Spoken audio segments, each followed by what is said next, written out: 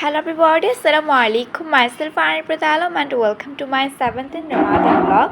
17 রমাদানের ব্লগের ইন্ট্রো দিয়েছি সেহরিতে। সো সেহরি টু ইফতার সব কিছু নিয়ে আজকের ব্লগটা দেখার জন্য লাস্ট পর্যন্ত অবশ্যই সাথে থাকবেন। আজকে সেহরিতে রান্না করা হয়েছে ফিশ ফ্রাই, ডাল আর হচ্ছে বিফ ফ্রাই।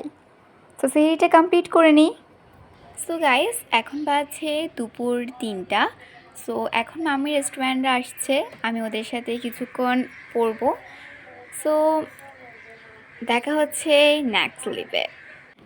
এরপর মামি রেস্টুরেন্টের সাথে কিছুক্ষণ এমসিকিউ করি অ্যান্ড আমি ক্যালকুলেটরে ক্যালকুলেশনগুলো করে দেখছিলাম। সো ম্যাথে 15-20টা মতো এমসিকিউ করার পর আমাদের বারান্দার পাশে যে জানালাটা আছে ওই জানালা থেকে খুব ভালো একটা ভিউ দেখা যায়, হালকা হালকা আবছা আলোও থাকে। সো সেটাই দেখাচ্ছিলাম। সো এখানে বারান্দা থেকে ফ্রন্ট ভিউটা দেখালাম, বেশ ভালো ওয়েদার ছিল আজকে। সো এখন ইফতার মেকিং স্টার্ট করব। ইফতার মেকিংয়ে আজকে বানানো হচ্ছে লাচ্ছি। লাচ্ছির জন্য এখানে ইউজ করা হচ্ছে দই, তারপর আমরা ব্লেন্ড করে নিই।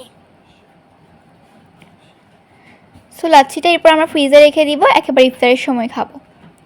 সো এখানে চিড়ার জন্য কলা কেটে নিয়েছে, তাছাড়া এখানে লাল চিড়া নেওয়া হয়েছে। দেন আমরা কলাগুলো মিক্সড করে নিব লাল চিড়ার সাথে, তারপর বাকি ইনগ্রিডিয়েন্টসগুলো একে একে দিব। সো এখানে দুইটা ইনগ্রিডিয়েন্ট নিলাম, একটা হচ্ছে দই আর একটা হচ্ছে গুড়। সো ফার্স্টে আমরা দিব গুড় বা মিঠা, তারপরে দইটা দিব। সো গুড় দেওয়াতে টেস্ট আরও বেশি বেটার হয়। সো দইটা দিলাম, এটা দই চিড়া হবে। সো এরপর আমাদের আরও কিছুটা দই দেওয়ার পরে এখানে দিচ্ছি চিয়া সিড। এটা চিড়ার সাথে অনেকটা সুইটেবল। সো বাকি সব যে ইনগ্রিডিয়েন্টসগুলো মানে নারিকেল, তারপরে হচ্ছে চিনি, সবগুলো দেওয়ার পর এখন ভালো করে মিক্স করে নিতে হবে।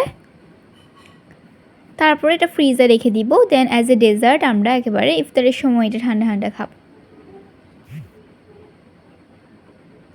সো তারপরে এখানে অ্যাপাটাইজারগুলো ফ্রাই করা হবে। এখানে আমরা একটা ফ্রাই প্যান নিয়ে নিয়েছি অ্যান্ড এখানে অয়েল দেওয়া হয়েছে গরম করার জন্য। সো আমি একটা মিরর নিয়ে নিলাম। এরপর পেঁয়াজের জন্য এখানে একটা মিক্সার রেডি করা হয়েছে। সো এখন ফ্রাই প্যানে একে একে পেঁয়াজগুলো ফ্রাই করে নিচ্ছে। এরপরে আমাদের আজকে মাটন হালিম আনা হবে। সো সেজন্য সেটার সাথে খাওয়ার জন্য এখানে পরোটা ফ্রাই করা হচ্ছে, ফ্রোজেন পরোটা। দেন কুটুমবাড়ি থেকে এখানে মাটন হালিম আনা হয়। সো পরোটা অলরেডি কয়েকটা ফ্রাই করা হচ্ছে, আর পেঁয়াজটা অলমোস্ট ফ্রাই হয়ে গিয়েছে। সো এখানে লাচ্ছি আছে, জিলাপি আছে, চিড়া আছে, মাটন হালিম আছে। সো লাচ্ছিটা এখন আমরা গ্লাসে সার্ভ করে নিব। সো তারপর এখন সবগুলা ইফতার মেনু দেখাই। এখানে আছে পরোটা, দেন আছে দই চিড়া, তারপর আছে মাটন হালিম, এরপরে হচ্ছে সালাদ, লাচ্ছি, তারপরে হলো জিলাপি, আর লাস্টে আছে পেঁয়াজু। এটা চায়ের সাথে খাওয়ার জন্য। সো এখানে মাটন হালিমটা আমি ওপেন করে দেখাবো। তো শুরুতে আমরা এখানে খাচ্ছি দই চিড়া, এরপরে এখানে মাটন হালিমটাও খাবো, সাথে জিলাপিও আছে। সো আমি আমার প্লেটে হালিম নিয়েছি আর হালিমের সাথে আমরা খাবো পরোটা। সো পরোটাও আমি একটা নিয়ে নিলাম। সো এখন পরোটা দিয়ে হালিম খাচ্ছি, এটা খুবই ফ্লেভারফুল ছিল। দেন আমি ড্রিঙ্কস হিসাবে এখানে লাচ্ছি খাই। লাচ্ছিটাও খুবই রিফ্রেশিং যেহেতু ঠান্ডা।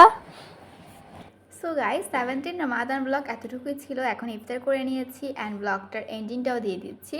সো দেখা হচ্ছে নেক্সট ব্লগে। আসসালামু আলাইকুম।